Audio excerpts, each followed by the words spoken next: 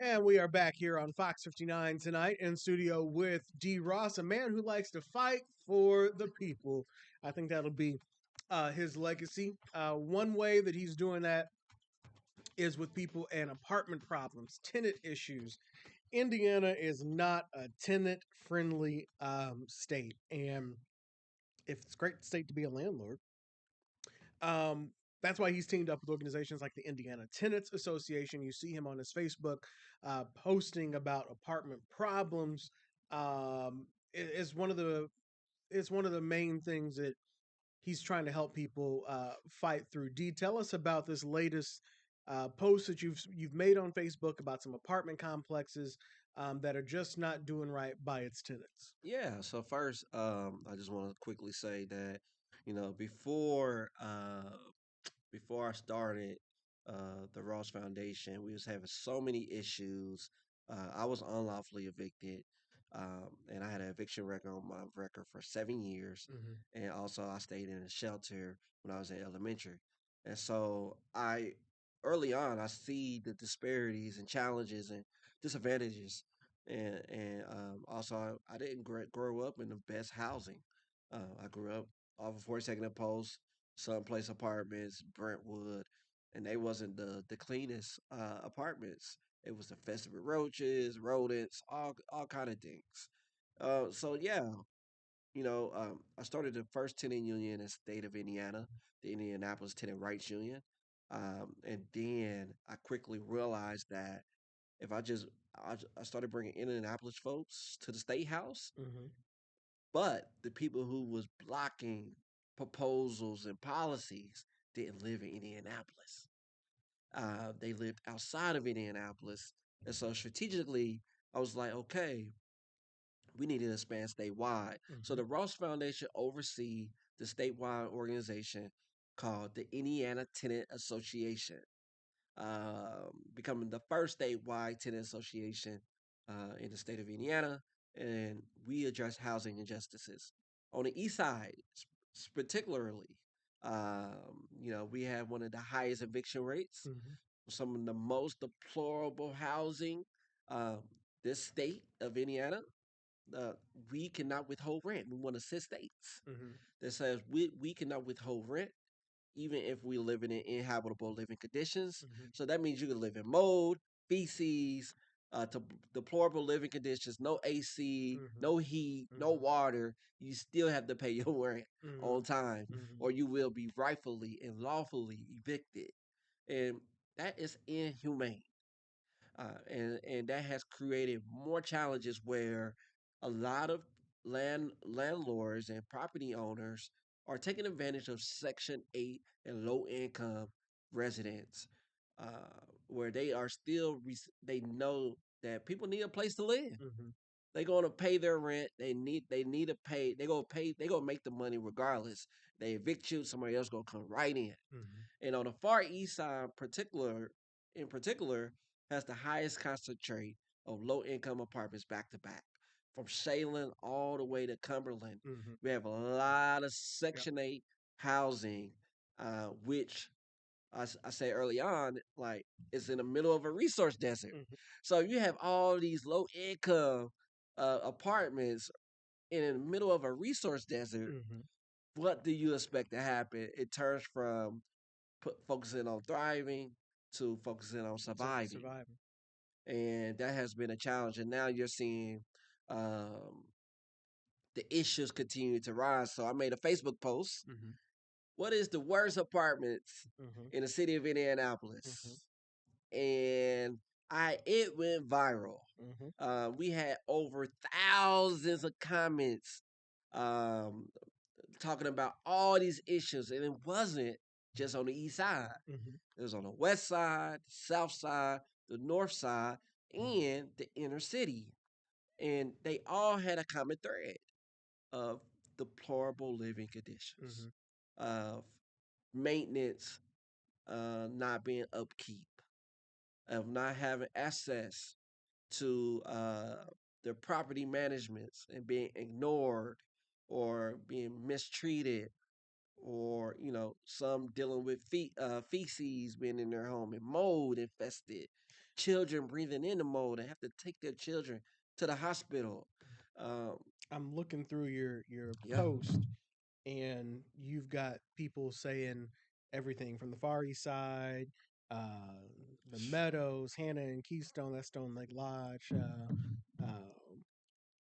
Tudor Park, just the Yeah, yeah, and everywhere, Carriage House, yeah. Beach Grove, Blackburn Terrace, all these people with issues that they're having. Not just saying that they're bad to live in, but people are giving actual descriptions, and some people have posted ring video, doorbell video, Pictures, showing everything. pictures Yeah, of what problems they're having. And so, as you said, it's not just an East Side thing. It is that in this state, you can pretty much be a lousy landlord, and as you said, people still have to pay up. yeah. I mean, and it just shows like Indianapolis is one of the highest cities of evictions filings. And we were flirting with being number one with New York City Mm-hmm. of having the most eviction filings in the entire country. And we're not nearly the population Mm-hmm. of New York City. It's Mm-hmm. like 6 times our population. That just shows you that it debunks that narrative and theory that people are not just paying their rent. It's so much more going Mm-hmm. on systemically, and that's by design. Well, I know you were in DC recently to talk about Yeah, this housing issue. What happened on that trip? yeah. So strategically, I'm meeting with our congressional members on the Hill. I'm meeting with different people who could get some things done on a federal law, on a federal level, Mm-hmm. because I tried on the city level. Mm-hmm. I'm still trying on the state level, Mm-hmm. and we're still not getting where we need to get. And so now I'm pushing on the federal level. Is okay that can override what's going on the city and state level if we get some things in put in place. And Mm-hmm. so what I am trying to do is uplift the stories on a local level to the federal level. What lawmakers did you meet with? I have met with Maxine Waters. I met with just different people of that. Ty Young, different people. How was Todd Young? Was he receptive? I mean, of course, some folks are receptive. Mm-hmm. Some are, more on like, what are others' thoughts? What are the other congressional members thinking? They want to hear. And so, Ty Young, what I say about him, he is more statistic driven. Mm-hmm. Like he loves this He wants to see the data. the data. Mm-hmm. And so what I try to tell him, like, we got the data, right? But it's good to have the stories as well. Mm-hmm. People with lived experiences. Right. And so now what I'm trying to reshape is we need to move towards centering the work and solutions around people with lived experiences and not just the data. Because the data doesn't show everything. Mm-hmm. And I feel like it's screwed. It could be more miscued and not really show the entire scope and tell the right narrative. Mm-hmm. I feel like homelessness in Indianapolis is extremely worse than what has been shown. Um, and black people are at the bottom of that disparity. Mm-hmm. We are at the bottom of every disparity across the board, and we're being evicted the most. When you were in DC, do you feel like you accomplished anything? Is there a sign of hope that something's going to be done, or is this another thing that you feel like you'll just never be out of business on? I feel like we're starting to push the needle, but we will probably have pushed the needle even further, even more if we had a different type of administration. Mm-hmm.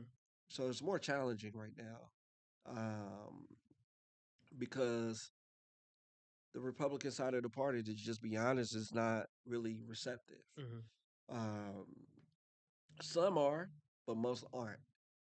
And you got to think about it. And most Republicans are homeowners, Mm-hmm. and so that's challenging that they don't see it from that perspective. But also, you have the one of the biggest lobbyist groups in the entire country on a hill every day. Excuse me. Mm-hmm. And that's the apartment association. Mm-hmm. Yeah, I just had to have me a drink of water too, so it's okay. I just wasn't on camera when it happened to me, so you're good. Um, as we keep hearing and seeing people post things on your Facebook, and Yeah, they're asking for help, and um, they want something done, but nothing seems like it can get done. So if people are coming to you, yeah, what is the next step? Like locally, what can you do? yeah. Locally, we could call the health department, but we have that mediation, Mm-hmm. Indiana Tenants Association between landlords and residents, Mm-hmm. try to meet a common ground. But with the health department, the landlords don't care about those violations. Right. It's not strong enough Mm-hmm. because If the like money's still coming in. the money's still coming in, but also, a lot of these people, a lot of these bad actors are living out of the country, Mm-hmm. living out of the state, Yep. not even residing inside of Indianapolis. Mm-hmm. And that's been challenging because then also they hide behind these shell companies, Mm-hmm. third party companies, where it's hard to find them and track them down. Mm-hmm. So, one thing I have proposed in the past is creating a statewide landlord registry where we know who are the owners, the rightful Mm-hmm. owners, Mm-hmm. and it be required to Mm-hmm. be listed in order for you to have any properties you own here. We Mm-hmm. could be able to now go after those bad actors in a more intentional way. But also, the Indiana Department of Health needs to step in. The Marion County Health Department need to have stronger violations and penalties. But we also need our mayor to really back this, to really come in and say, all right, we need to aggressively address this. And also work with the governor Mm-hmm. to get this right. Because at the end of the day, there's already a law that says every resident, every Hoosier, has a right to safer, Mm-hmm. this is decent living conditions. That's in law, but we do not have an enforcement mechanism that is strong enough to enforce that law, and that's been challenging because what I'm pushing for on the state level is a law to pass rent escrow Mm-hmm. and also right to counsel for housing. Explain those two real quick. So rent escrow is where your landlord neglect to make the repairs Mm-hmm. or make minimum repairs like low standard, not good quality repairs, Mm-hmm. putting a band-aid on it, and it's gonna continue to happen and happen.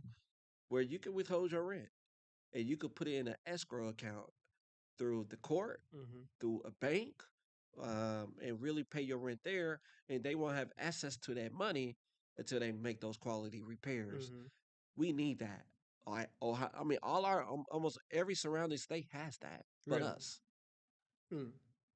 in the Midwest, Mm-hmm. we're so behind.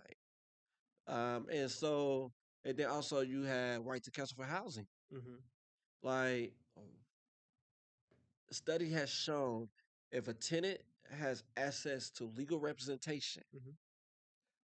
90% of them are more likely to stay in-housed. When they don't, they are more likely to be evicted and become homeless. Rent escrow. Yes. Never heard of that, but I like the concept because I'm still paying, so somebody's gonna get it because it's safe and it's put away. And then once you do what you're supposed to do, then you Yeah. get the money. Yeah. And also you could get to a point where you can repair and deduct, Mm-hmm. where you could take some of that rent escrow Mm-hmm. and repair it and deduct that Right. from your overall rent. Right. I like that idea. I was just googling it. Can and then the first thing that pops up, of course, can I withhold rent in Indiana? No, Indiana law does not allow tenants to withhold rent or pay repairs themselves and then deduct it from rent payment. So exactly what you said. Yeah. Can't do it here. You can't. And it's sad. I mean, what's the holdup? Mm-hmm. Almost every state in America has it except us. a lot of the apartments that you talked about and that people are tagging on Facebook are Section 8, Yeah. Indianapolis Housing Authority. Um, have you been able to make any contact with anybody from IHH to say, hey, what y'all doing with your guys' stuff? Yeah, that's some of the things we do first is we reach out to all the property management groups, the landlords, uh, especially if they already ignoring Mm-hmm. the tenant, Mm-hmm. and we try to be that bridge. Uh, it isn't till most of the time we tag them Mm-hmm. on social media Mm-hmm. is when we get their attention. Right. So strategically, or go on the news Mm-hmm. when we get their attention. Mm-hmm. So strategically, in the past, we have called them out through social media, especially my Facebook, having over 20 plus thousand view followers. Mm-hmm. I get a lot of traction. Mm-hmm. Going on the news, doing press conferences, I get a lot of traction. That's when they want to get back with me because they don't want to have that bad press Right. or bad representation. Mm-hmm. We have stopped a property management group from moving to the Far East Side and using tax credits of from the city council Mm-hmm. to move over there. And I'm like, no. I reached out to VOP. I reached out to different people, city Mm-hmm. council, and saying they can't come over here Mm-hmm. because they already neglected. Look at what they're doing in these apartments and these apartments. Mm-hmm. They're already not addressing it. And look at all these different bad reviews across the state. Mm-hmm. We don't need that on the Far East Side. It's already a resource desert. Right. That's just double trouble. That's just going to expand the violence, add to the poverty over there. And so they turned around and tried to sue us for defamation, Mm-hmm. which we have the right to freedom of speech and right to speak about people living conditions. We brought the people from those areas to speak Mm-hmm. Mm-hmm.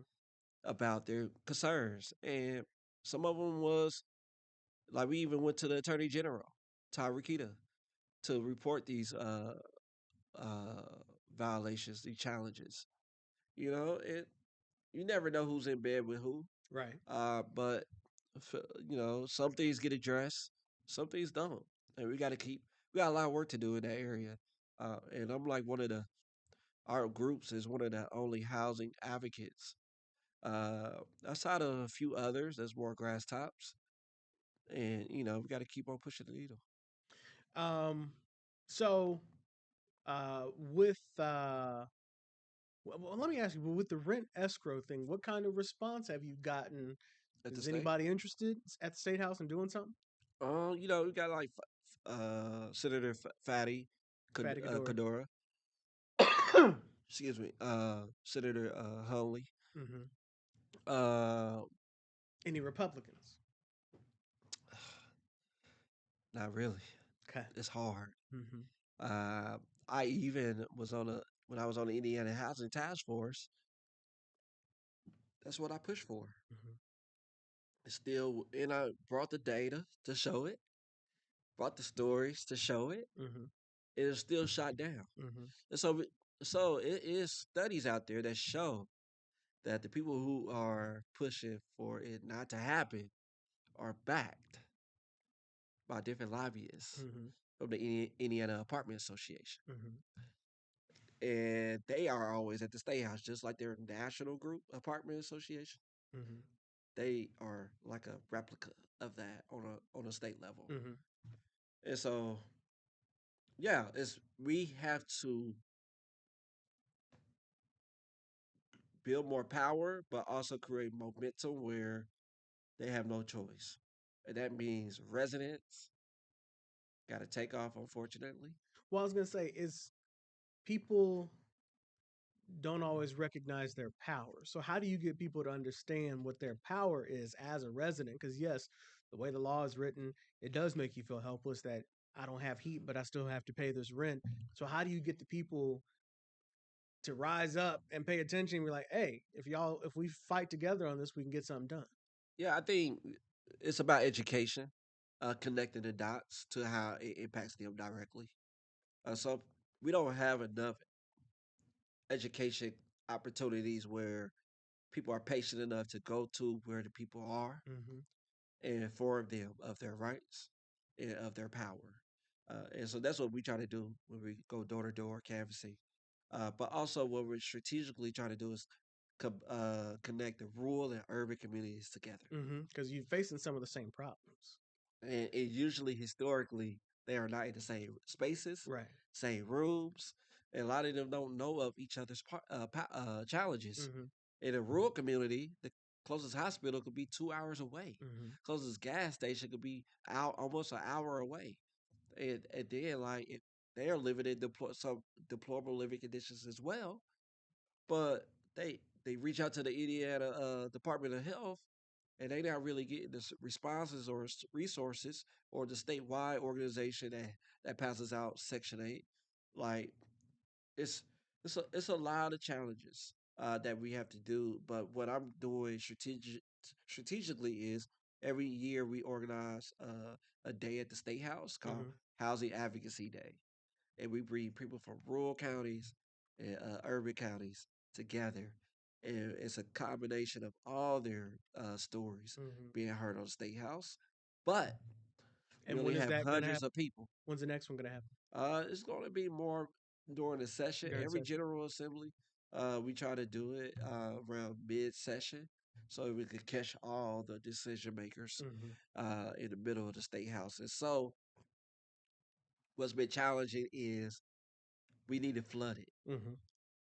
and we need to start showing up more versus 100 people, hundreds of people. We should have thousands of people showing up. Hmm. And then they wonder why rent is going up. Rent rent is too high. Hmm. They wonder why they can't get none fits. They wonder why they still get evicted when they are trying to save to move somewhere else. This is this is where we live. We got just a few minutes left here, D. It's your work is 365, but the fall is a busy time for you because you always have your big Thanksgiving and Christmas drives. What does this year look like? I would only imagine that the need continues to grow. How can people help you this year? Yeah, this year, be our 12th annual food giveaway. It's called No Family Will Starve. Over the years, we have served probably near 5,000 families, over 5,000 families. Hmm. And this year, we're looking to double our impact in our community because the need has grown. Hmm. So we're looking to give out more food. We usually give out 100 turkeys, 100 hams, over 1,000 non-perishable items. But we're looking to double that. And with the community help, donating 2 turkeys or 2 hams or whatever, would go a long way. And so that's what we need help with. It takes a village, and we need help with volunteers. If they want to come volunteer, we usually, historically in the past, we used to go door to door. Hmm. We would work with the property management and say, "Hey, give us a list Hmm. of all your residents that's kind of in a financial challenge position where they are barely making rent Hmm. and things like that. Can we work together to provide stand in that gap?" Hmm. So we done that in the past successfully, but then once we had our new facility, you know, we went from a they could come there as an Hmm. option because it was a citywide need. Hmm. So we didn't want to just cater to the Far East side. We wanted to make this food available to the whole city, but we still make deliveries to the people on the Far East side. How can people help you? Yeah, donate. Donate. You go to our website. You can donate financially if you would like to, or you can reach out to us. And and our website is trfcommunity.org.